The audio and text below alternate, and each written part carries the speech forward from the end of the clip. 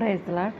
చూడండి ఈరోజు మరి ఎవని వలన రక్షణ కలుగదు, ఈ నామమునే మనము రక్షణ పొందవలను కానీ ఆకాశం కింద మనుషుల్లో ఇవ్వబడిన మరి ఏ నామమున రక్షణ పొందలేము. రక్షణ అనేది ఏంటంటే అది శారీరకమైన రక్షణ కాదు, అది ఏంటంటే పరలోకానికి చెందినటువంటి రక్షణ, బాప్తీసం అనమాట.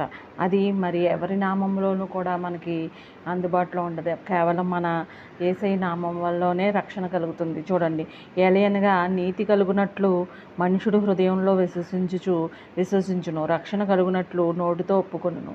మరి మనం నోటితో మనకి ఎన్నో సాక్ష్యాలు మనం ఒప్పుకుంటున్నాం కదా, రక్షణ ద్వారా మనం ఎన్నో సాక్ష్యాలు పొందుకుంటున్నాము.